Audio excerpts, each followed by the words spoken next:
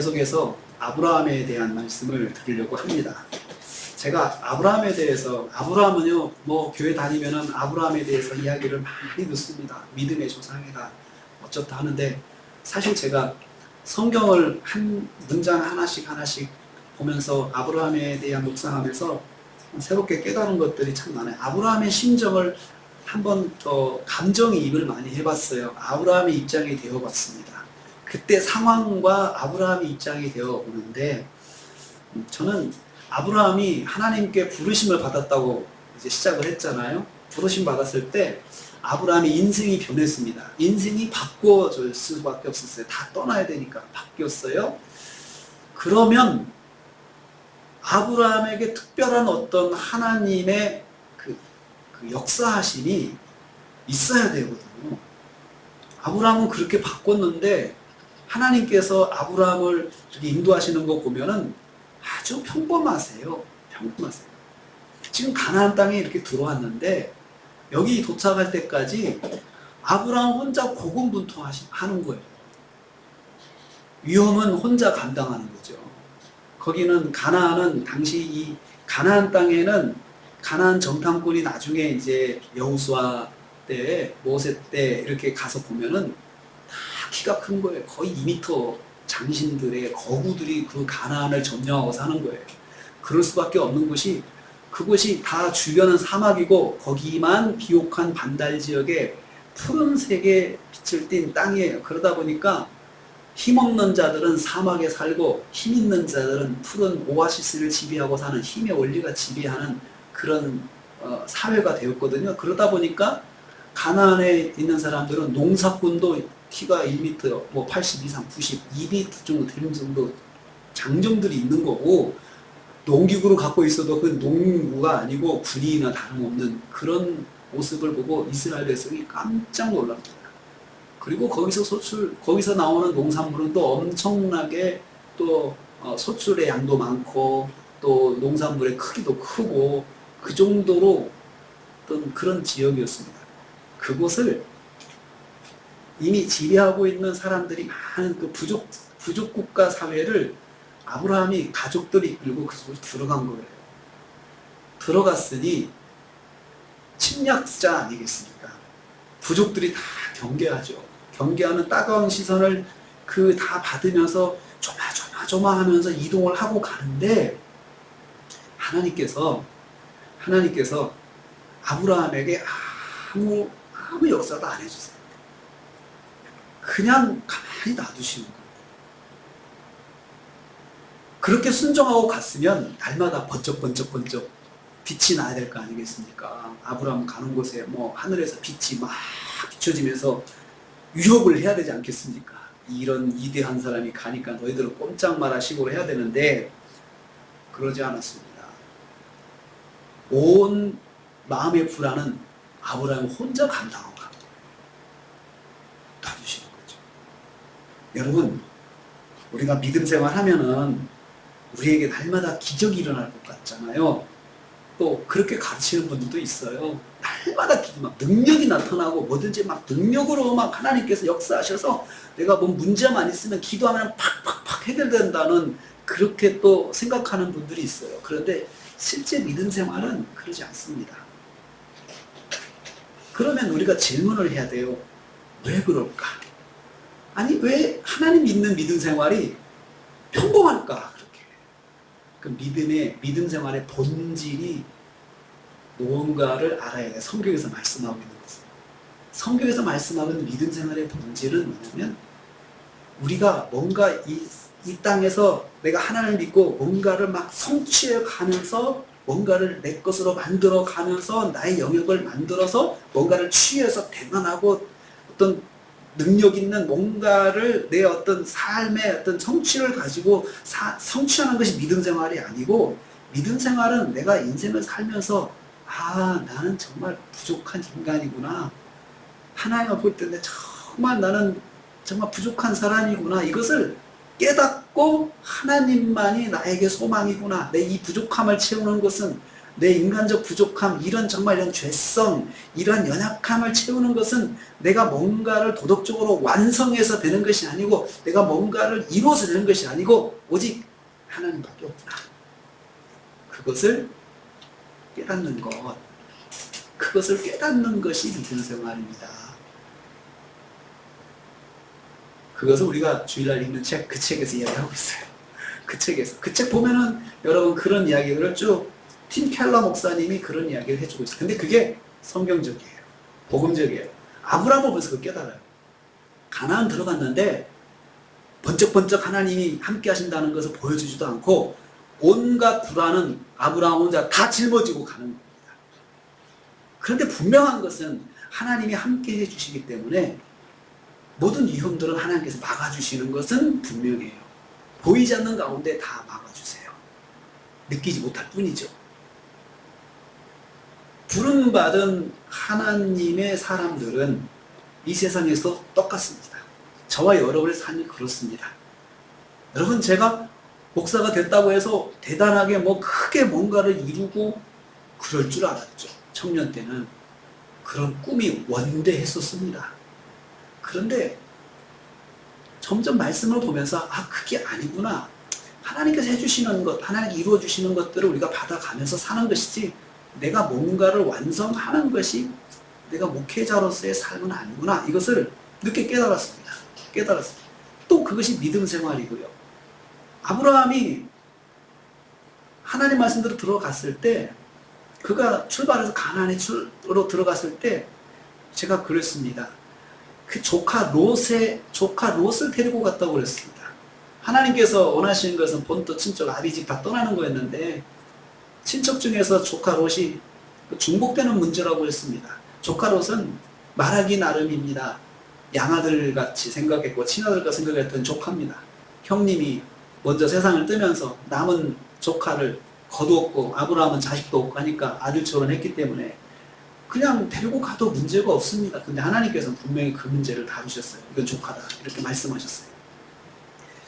우리가 순종하면서도 종종 내 생각을 조금 집어넣습니다. 조금 집어넣어서 거기다 이렇게 합쳐서 순종할 때가 있습니다. 크게 보면은 아무 문제가 없어요. 큰 순종의 모습 속에 조금 들어가 있는 문제 보이지도 않아요.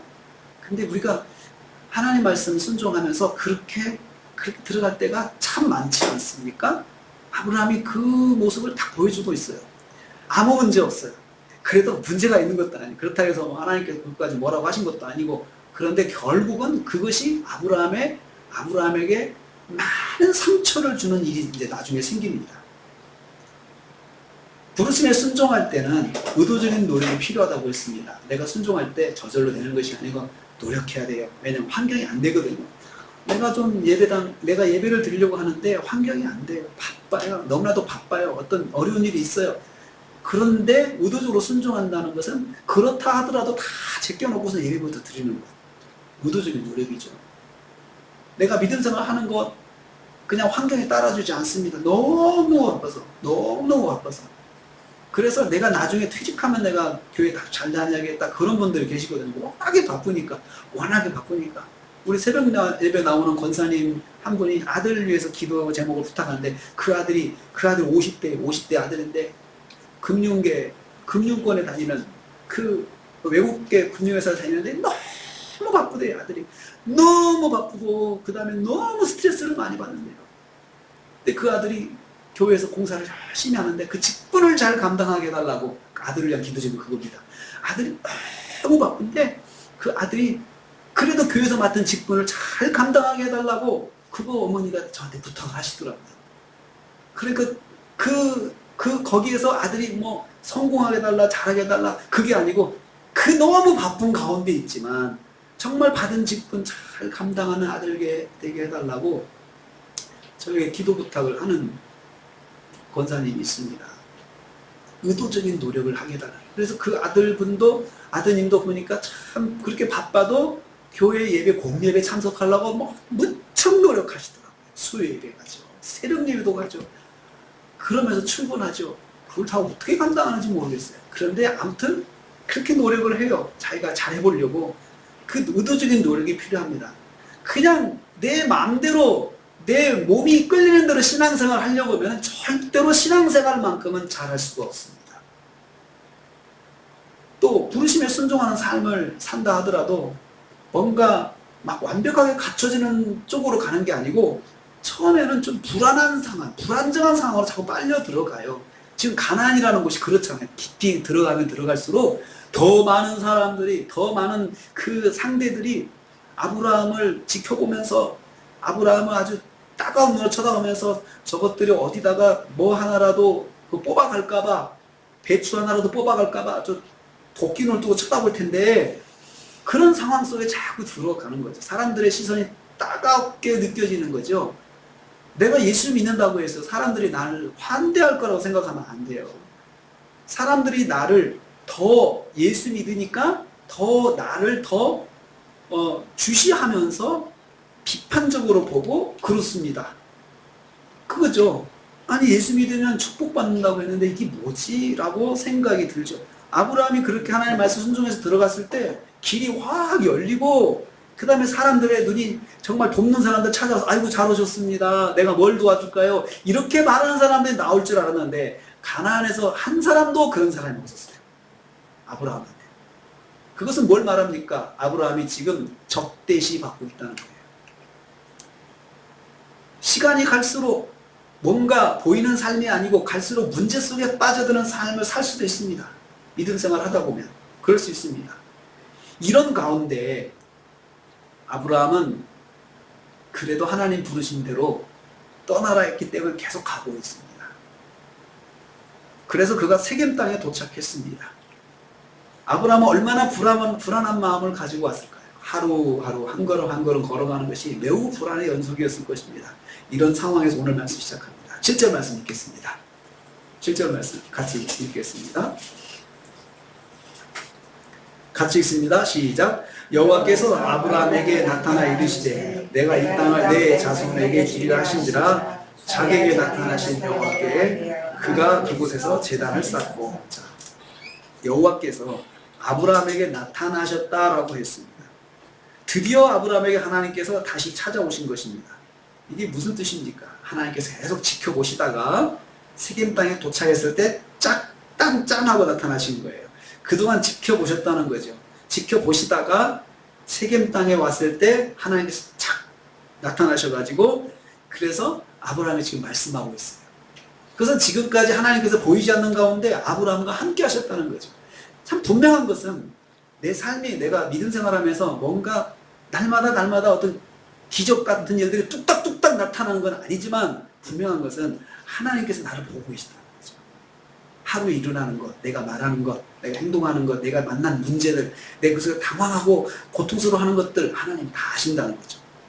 아브라함이 그렇게 고민하는 것 다 보셨습니다. 중간중간 고민 가운데 다시 결단하고 그리고 굉장히 곤란한 상황, 사람들의 따가운 시선을 받는 거 하나님 다 보신 거죠. 그래서 하나님께서 세겜 땅에 도착했을 때 찾아오셨습니다. 그리고 이렇게 말씀하셨어요. 이 땅을 내 자손에게 주겠다라고 말씀. 이 땅. 그러니까 하나님께서 아브라함에게 주시려고 계획한 땅이 바로 이 땅이라는 거죠. 처음에 12장 출발할 때 내가 지시할 땅이라고 말씀하시는데 바로 그 땅이 이 땅이다. 내가 너한테 이 땅 주려고 너를 이곳에 보냈어. 라고 그렇게 말씀하신 것입니다. 이제 답이 이 땅 왔잖아요. 나는 얼마나 기뻤을까요? 어디까지 가야 되지? 항상 그 마음으로 출발했을 겁니다. 그런데 하나님께서 이 땅이라고 하셨어요. 기쁘죠. 답을 받았으니까 기쁨이 얼마나 기쁠까요? 근데 그동안 답을 모르고 달려왔으니까 이제 답을 알았습니다. 기쁘죠. 그런데 기쁘지만 부담감이 하나 또 생깁니다. 뭐냐면 가나안 땅이 빈 땅이 아니잖아요. 빈 땅이 아니고 이 주인이 있는 땅인데 가나안 사람들이 살고 있다고 했는데 소수의 가나안 사람도 아니고 상업과 교통의 중심지였기 때문에 많은 사람들이 가나안에 이미 자리 잡고 살고 있었습니다. 하나님께서 그런 땅을 아브라함에 주시겠다고 했습니다. 무슨 말입니까? 답은 받았는데 답이 너무나도 감당하기 어려운 답이에요. 주셨는데 이게 되겠나 싶은 거죠. 하나님께서 이렇게 해주시겠다고 했는데 벌써 딱 그동안 경험을 해봤기 때문에 알죠. 될까? 아니 이 많은 사람들이 이렇게 힘세고 강대한 사람들이 있는 이 땅을 내가 차지한다고? 이 말이 될까? 여러분, 이스라엘 사람들이 자꾸 지금 팔레스타인 자기 땅으로 하잖아요. 이 약속 때문에 그래요. 이 약속 때문에 자기들은 하나님이 주신 땅이라고 다 생각하는 거죠. 지금도 그것을 유효하게 생각하고 있는 것이죠. 아브라함에게 주시겠다는 그 말씀 쉽게 납득이 안 됩니다. 더 난감한 말씀이 또 있습니다. 7절 다시 한번 읽어볼까요? 여기서 7절에 더 난감한 말씀 읽습니다. 다시 읽습니다. 시작. 여호와께서 아브라함에게 나타나 이르시되 내가 이 땅을 내 자손에게 주리라 하실지라. 거기까지요. 내 자손에게 주신다고 했어요. 더 난감한 것은 뭐냐면 아브라함에게 주시는 게 아니고 아브라함 자손에게 주시겠다. 아브라함 자손에게. 그러니까 현재가 아니고 미래적 약속이잖아요. 또 그것도 하나님께서 미래적 약속, 출발할 때도 미래적 약속으로 하나님께서 아브라함을 출발하게 하신 지금도 또 미래적 약속 주시는데 그 속에는 이 약속에 아브라함의 아킬레스건이 다 등장합니다. 아킬레스건. 그건 뭡니까? 자식 이야기예요. 자식이 하나도 없는데 자식한테 주시겠다고 말씀하니까 얼마나 더 속상합니까? 자식이 하나도 없는데 나이가 75세라고 그랬습니다. 출발할 때 75세가 넘은 사람한테 자식도 없는 가운데 있는데 내 자식에게 주겠다. 이 말은 아브라함의 자식이 있다는 걸 전제로 하는 거잖아요. 전제로 하고 주시는 거잖아요. 후손들에게 주시겠다는 말씀이죠. 많은 자식이 있다는 그 말씀 아니겠습니까? 하나님 말씀을 들을수록 도무지 이해가 되지가 않는 거죠. 그 말씀이 이루어지는 것을 믿을 수는 있지만 어떻게 이루어지냐? How to 했을 때는 답이 없어요. 답이 없어요. 그러니까 얼마나 더 막막하겠어요. 자, 이 땅을 주겠다 했을 때 이 땅도 분명한 하나님의 워딩은 분명해요. 이 땅을 주겠다는 워딩은 분명한데 How to로 들어가면은 이게 너무 모호한 거예요. 또 네 자식한테 주겠다. 이 워딩은 분명해요. 내 자식한테. 내가 자식도 많이 있겠다는 것인데 그런데 How to로 생각하면 막막한 거예요. 사랑하는 성도님들, 하나님의 말씀은 명확하게 주어지는 건 특징이에요. 명확하게 주어집니다. 그런데 말씀의 현실성은 이해가 되지 않을 때가 있어요. 워딩은 분명한데 현실성은 아주 막막한. 그게 하나님의 응답의 특징 중에 하나예요. 하나님의 응답의 특징. 이럴 때 워딩 자체를 기록해가지고 기억하는 것 중요합니다. 일단은 how to에 집중하면 이 말씀을 우리가 무시할 수 있어요. 그거 별거, 이거는 어떻게 되는지도 모르겠는데 그렇게 말씀하시니 모르겠다 하고 보통 잊어버리잖아요. 그런데 하나님의 말씀은 워딩은 명확한데 how to가 불분명할 때가 많으니 그럴 때는 빨리 메모를 하는 거예요. 메모해놓고 기억을 해놓는 겁니다. 그리고 아멘하는 거죠. 아멘하고 붙잡고 계속 그것을 놓고 기도하는, 하나님 이렇게 말씀해 주셨죠? 이렇게 약속해 주셨죠? 그래서 그 말씀을, 약속을 붙잡고 하나님께 기도하는 것, 이게 응답받는 모습입니다. 이에 대한 아브라함의 반응이 있습니다. 7절 다시 또 있습니다. 세 번째 부분입니다. 7절 다시 있습니다. 시작. 여호와께서 아브라함에게 나타나 이르시되 내가 이 땅을 내 자손에게 주리라 하신지라. 자기에게 나타나신 여호와께 그가 그곳에서 제단을 쌓고 라고 했어요. 자, 여러분, 이 문장이라고 하는 것은요, 문장은 성경을 기록할 때 이 문학적 기법이 동원이 되어 있어요. 이 문학적 기법이 동원이 되어 있는데 그게 뭐냐면 문장의 형태가 메시지를 또 강조하는 게 있어요. 보통은 이래서 내가 이 땅을 내 자손에게 주신지라. 그래서 그가 그곳에 제단을 쌓았다. 그곳에 제단을 쌓았는데 자기에게 나타나신 하나님께 제단을 쌓고, 문장이 그렇게 들어가야 되거든요. 그런데 이 문장을 앞으로 딱 빼가 자기에게 나타나신 여호와께를 먼저 강조를 하고 그가 제단을 쌓았다 이렇게 되고 있어요. 어떻든 중요한 건 제단을 쌓은 거죠. 제단을 쌓았다. 제단을 쌓았다. 여호와께 제단을 쌓았다. 예배드렸다는 말이잖아요. 그러니까 하나님께서 말씀하셨을 때 그 말씀의 워딩은 분명한데 how to에는 모호함이 있다고 그랬죠. 그럴 때 그 반응이 뭐냐? 아브라함이 예배를 드렸다 했어요. 그러면 아브라함의 입장에서는 그 하나님의 말씀에 대해서 신뢰가 간다는 거예요? 안 간다는 거예요? 신뢰가 간다는 거죠. how to는 모르겠지만 지금 말씀하신 것 자체는 제가 억셉트합니다. 받아들입니다. 그게 예배로 표현이 되는 거죠. 그래서 예배를 드렸다는 두 가지 의미인데요. 첫째는 아브라함이 자기에게 말씀하신 하나님은 찬양하며 예배를 드린 것입니다. 그러니까 하나님께서 하신 말씀 제가 믿습니다. 이거죠. 그 예배로 표현이 된 거죠. 그 예배의 내용이 뭐겠습니까? 하나님 지금 말씀해 주셨는데 그 말씀 정말 감사합니다. 찬양하면서, 우리로 말하면 그 말씀을 찬양하면서 감사하면서 예배를 드린 거죠. 만약에 그것이 믿어지지 않고 정말 내 마음에 안 들면 예배가 뭐겠습니까? 그냥 도망가 버리는 거죠. 하나님 이런 게 어디 있어요? 내 지금까지 고생했는데 나 이제 싫어. 나 고향으로 돌아갈래요. 그럴 수도 있잖아요. 예배를 받았다는 것은 주신 말씀에 대한 아멘입니다. 두 번째 의미는 뭐냐면 이 예배는 가나안 땅에 오신 하나님만, 이제 앞으로는 내가 하나님만 의지하고 살겠습니다. 이것을 또 표현한 거예요. 이제부터는 제가 말씀 주신 하나님을 의지하겠습니다. 이 표현이 예배로 된 것이죠. 예배로. 그래서 여러분, 예배는 우리가 하나님만 의지하겠습니다 라는 표현을 예배로 들으는 것이, 표현하는 것입니다. 그리고 예배는 하나님 내게 주신 말씀 제가 계속 믿고 의지하겠습니다. 그것도 예배로 표현하는 것입니다. 찾아오신 하나님을 만난 아브라함의 입장을 곰곰이 생각해 보았습니다. 그동안 가나안 땅에 들어와서 세겜까지 올 때 마음의 부담감이 상상할 수 없을 정도로 컸을 것입니다. 자다가도요, 바스락거리면 아브라함이 벌떡 일어났을 거예요. 가나안 사람들이 복병을 보냈나, 우리 식구들을 잡아가려고 하나, 우리 양이랑 염소랑 다 그냥 약탈해 가려고 왔나, 날마다 잠을 자는 게 아니었을 것입니다. 자신이 이렇게 무작정 가는 길이 정답인지도 확신할 수도 없었고, 그랬는데 이제 답을 주셨어요. 답을 주셨으니까 이제 하나님께서 주신 거니까 야, 이제 됐다 생각하고 이제 거기에 그 자기의 결심을 표현한 것이 예배가 되고 있습니다.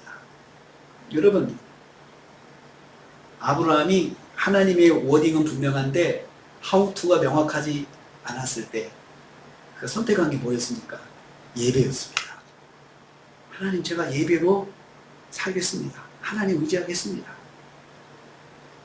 하나님 말씀 받고 그냥 아멘 한 거죠. 아멘. 그래서 여러분, 아멘이라는 뜻은 진실로 그렇습니다. 그 뜻입니다. 헬라어로. 진실로 그렇습니다. 그것이 내가 동의한다는 걸 아멘이라고 표현을 해요. 아멘. 진실로 그렇습니다. 그래서 예수님께서도 신약성경에 요한복음을 보면은 말씀하실 때 예수님께서 강조하신 표현이 아멘, 아멘이라는 표현이에요. 내가 너희에게 진실로 내가 너희에게 말하노니, 이 말이 진실로가 아멘, 아멘이라는 거예요. 헬라어. 그러니까 내가 아멘, 아멘 너희에게 말한다.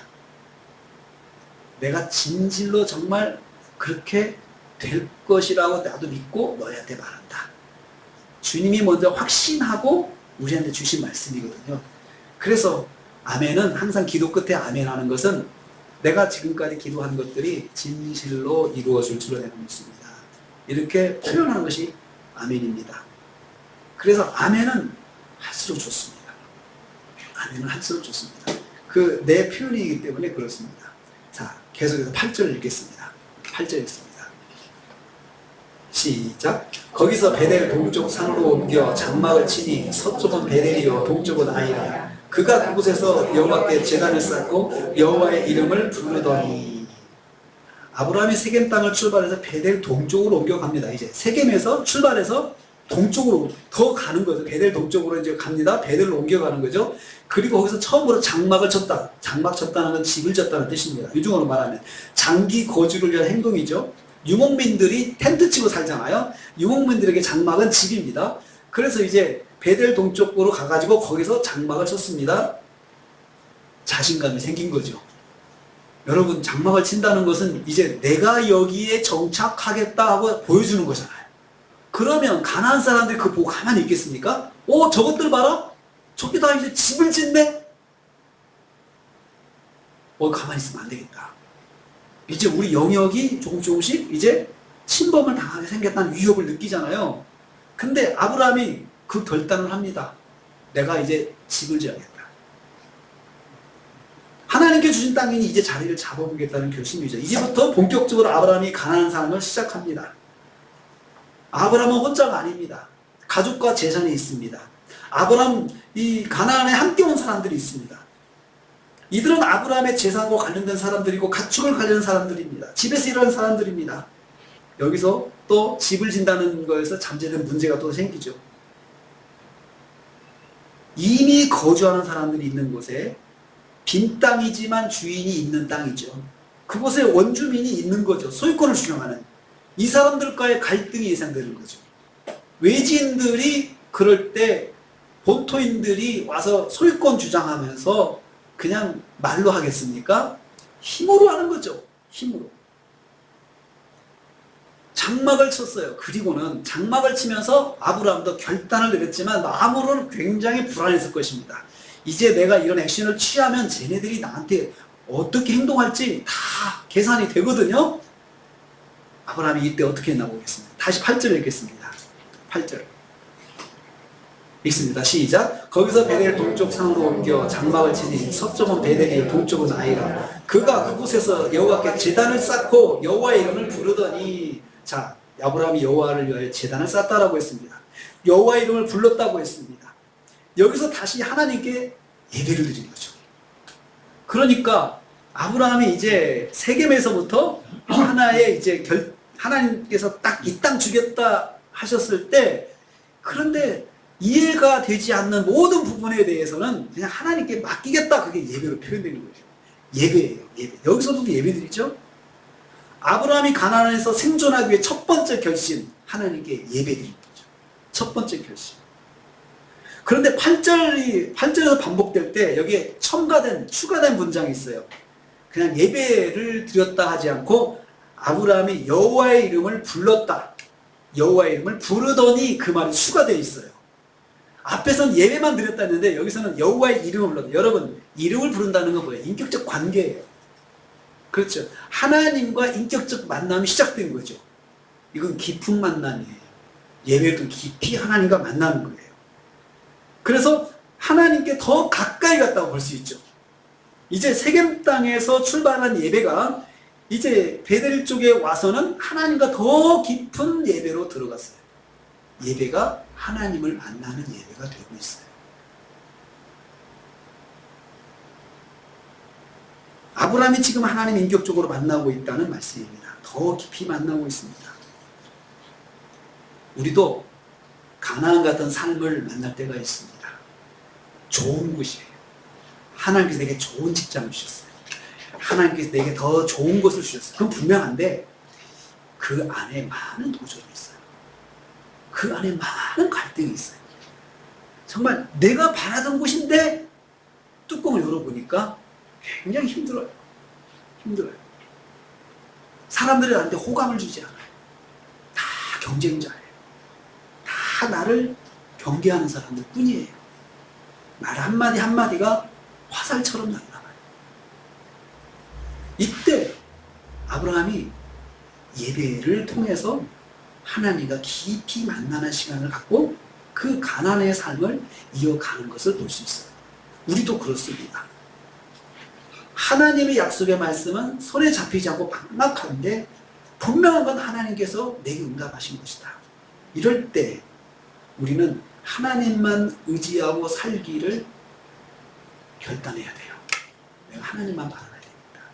이런 환경에 왔을 때 우리가 어떻게 해야 될지 아브라함이 보여주고 있습니다. 오직 하나님과의 깊은 만남, 그것이 필요한 거예요. 예배는 하나님과 깊이 만나는 통로입니다. 예배는 그냥 보는 것이 아니고 하나님과 만나는 것이 진짜 예배예요. 부름받은 성도가 가나안 같은 환경에서 하나님과 깊은 만남을 가질 수가 있다는 것을 우리한테 말씀하고 있습니다. 여러분 생각해 보세요. 나는 예배를 통해 하나님 만나는가? 예배를 통해서 하나님 만나는가? 9절 말씀 보겠습니다. 9절 말씀. 시작. 점점 남방으로 옮겨갔더라. 여러분, 이동이 가나안에 쉬운 거 아닌데 아브라함의 자신감이 여기 느껴져요. 계속 가는 거예요. 이 땅 다 주신다고 했으니까 한번 다 둘러보자 하는 마음인 것 같아요. 그래, 계속 가보자. 그래, 어디까지 가는지 가보자. 한번. 얼마나 이 땅이 비옥한지, 어떤 땅인지 한번 보자. 계속 가는 거죠. 장막은 쳐놓고 계속 옮겨, 또 뜯고 다시 또 옮겨가는 거죠. 이거 자꾸 장막을 옮기는 게 뭡니까? 이건 내 땅이다 표시하는 거 아니겠어요? 여기서도 나는 살 수 있고 난 여기서 살 수 있어. 내 자유야, 내 자유. 이걸 선포하는 거잖아요. 선포하는 거잖아요. 위험에 노출되는 것입니다. 더 위험에 노출되는 것이죠. 가까운 그 100명에 가까운 사람들이 많은 가축과 함께 이동하기 때문에 그렇다고 해서 한 곳에 머무는 것도 아니고 여기저기만 머무르니까 위험에 노출되는 것이죠. 한 곳에 머물러서 그곳에 울타리를 높이 쌓고 안전망을 구축하고 이것이 더 안전하잖아요. 근데 아브라함은 그렇게 하지 않아요. 그냥 여기 살다가 뜯고 다시 저기로 가는 거예요. 다시 시작해야 되잖아요. 가는 곳마다 사람들의 따가운 시선이 아브라함을 따라다닙니다. 동편 땅에 있다가 다시 남쪽으로 방향을 잡고 들어갑니다. 아브라함이 선택한 최선의 안전의 방법은 이동해서 많은 자리에 한 군데 있지 않고 계속 이동하는 것이었습니다. 이때 아브라함을 지탱한 것이 무엇입니까? 성경은 말씀합니다. 문맥에서 볼 때 제단을 쌓는 것이 아브라함을 지탱하는 힘이었습니다. 여러분, 예배가 아브라함을 지탱하는 힘이었습니다. 그런데 예배가 아니고 예배를 통해서 하나님과의 깊은 만남이 아브라함을 지탱하는 힘이라는 것입니다. 아브라함은 계속해서 가나안을 종단하고 있습니다. 종단의 길 가는 아브라함의 매일의 삶은 가나안 사람들의 매서운 눈초리였습니다. 아브라함은 가나안 사람들의 경계로 위협을 받았습니다. 종단한 아브라함의 힘은 하나님과의 깊은 만남이라는 거 성경이 말씀하고 있습니다. 매일 하나님을 만나고 하나님이 주신 힘으로 새 힘을 얻었습니다. 아브라함은 아마도 새벽 예배에 놓치지 않았을 것입니다. 예배는 아브라함이 가나안에서 하루하루 막막한 삶을 살아갈 수 있는 원동력이 되었습니다. 아브라함은 예배를 통해서 하나님의 부르심을 따라갈 힘을 얻었습니다. 예배는 가나안이라는 환경이 주는 막막함을 이길 수 있는 통로가 되었습니다. 매일 예배를 통해서 하나님의 이름을 불렀다고 했습니다. 아브라함은 예배를 통해서 하나님을 인격적으로 만난 것입니다. 예배는 보는 것이 아니고 하나님을 만나는 것입니다. 하나님을 인격적으로 만나는 것이 예배입니다. 사랑하는 성도님들, 하나님을 예배를 통해서 하나님을 만나고 있습니까? 말씀하시는 하나님의 음성이 들려지십니까? 가나안 같은 인생에서 가장 중요한 것은 하나님과 동행하는 것입니다. 이 예배를 잘 들으셔야 됩니다. 예배가 중요합니다. 예배는 혼자도 드릴 수 있고 함께로 드릴 수 있습니다. 예배 시간이 정말 중요합니다. 개인 예배, 가정 예배를 통해서 하나님과 인격적으로 만나세요. 그래야 가나안 같은 인생을 성공할 수 있습니다. 부름받은 성도로서의 삶을 성공할 수가 있습니다. 예배를 계획하십시오. 예배를 훈련하십시오. 그리고 예배를 참석하십시오. 저는 어렸을 때 우리 어머님이 저를 예배를 계속 데리고 가셨어요. 혼자 안 가시고 저를 데리고 가셨어요. 우리 사남매거든요. 저만 데리고 가셨어요. 제가 장남이니까 저를 데리고 가셔가지고 수요 예배, 구역 예배, 주일 오전에는 뭐 당연히 교회 가는 거고 주일 저녁 예배, 저희 이름을 부르는 동아나 예배 가자, 예배 드리러 가자, 교회 가자. 그러면 동생들은 재밌게 노는데 나만 끌려가는 거예요. 계속 가는 거죠. 비가 오나 눈이 오나 우산 받고 같이 가시는 거예요. 추운 겨울에도 데려가시는 거예요. 꽁꽁 싸매고 그냥 가시는 거예요. 그러면 예배에 가서요, 제가 어렸을 때 기억나는 게 좀 드리다가 제가 예배를 끝까지 드리겠어요. 어머니 무릎에서 자요. 무릎에서 잡니다. 무릎 펴고 자면은 자는 저를 이렇게 세워서 앉히세요. 또 자는 거 못 보시는 거예요. 예배 드리러 왔는데 이를 앉히셔가지고 예배를 드리게 하시는 거예요. 계속 예배를 드리라고 그래요. 그럼 제가 한번 왜 나만 가냐고, 왜 나만 가는 거야? 그러면 네가 대표야 그러세요. 네가 대표라고. 또 데려가세요. 제가 예배를 안 가려고 하면 저를 잘 또 설득하세요. 예배 가는 것이 하나님께 축복하시는 거야. 그러면서 데리고 가세요. 그 추운 겨울날 예배 드리고 교회가 항상 높은 거죠. 옛날에 저희가 본교회가 높았어요. 산 중턱에 있어요. 교회 예배 끝나고 탁 문을 열면 찬바람이 막 들어옵니다. 그래서 옛날에 그 샤시로 만든 문, 그것이요, 문을 열면 훅 누가 열고 가면은 바람이 밀려가지고 훅 앞으로 미치잖아요. 안으로. 막 그럴 때가 많아요. 그럴 때 콩콩 그러잖아요. 딱 나오면 추우면은 어머니가 밍크 코트를 입으셨는데 그 속에다 저를 딱 집어넣고 가시는 거예요. 밍크 코트 속에. 딱 집어넣고 가자. 예배를 훈련해야 됩니다. 예배는 어려서부터 하나님을 예배하는 것으로 배워야 됩니다. 하나님을 예배하는 것으로. 그냥 예배를 가는 것이 아니고 하나님께 예배하는 거라고 소중하게 가르쳐야 됩니다. 여러분 아이들 방학 때잖아요. 예배를 한번 가르쳐 보세요. 금요기도에도 한번 나와보세요. 애들 데리고. 방학 때 다른 것도 많이 훈련하지만 예배를 훈련시키셔야 돼요. 예배. 또 수련회도 가서 예배 드리고 하는 것들 아이들 그런 신앙 캠프 있으면 보내세요. 보내서 같이 거기서 예배를 배우고 아이들이 신앙 훈련을 받을 수 있도록 그렇게 해주세요. 예배는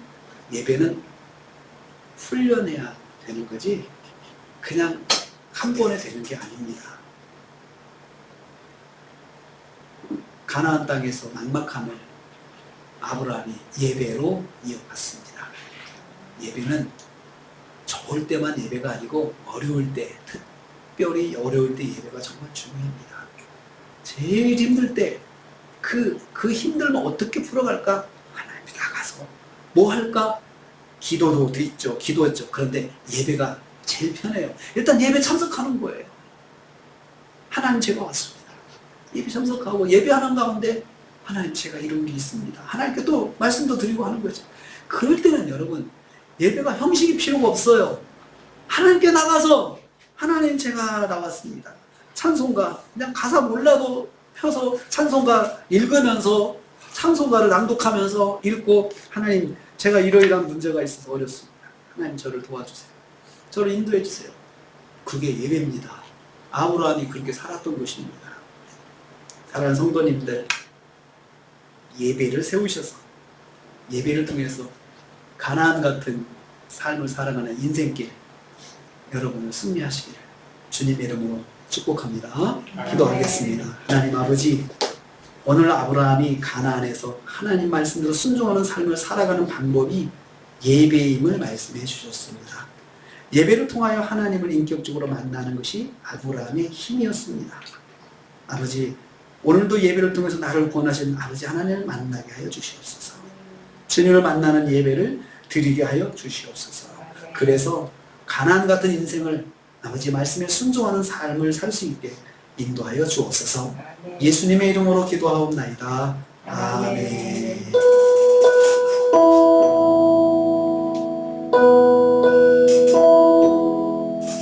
지금은 교회의 머리가 되신 우리 주님 예수 그리스도의 은혜와 하나님 아버지의 말로 닿을 수 없는 사랑하심과 성령님의 감동 교통 충만히로 하시니 가나안 같은 인생길에서 하나님을 예배하는 삶을 살기로 다짐하는 성도들 머리 위에 가정과 생활에 교회 관계된 모든 기관들 위해 함께하지 못했지만 여러 곳에 흩어진 형제 자매들을 위해 우리 대한민국 위해 선교사님들 가정과 사역에 지금부터 영원토록 함께 있을지어다.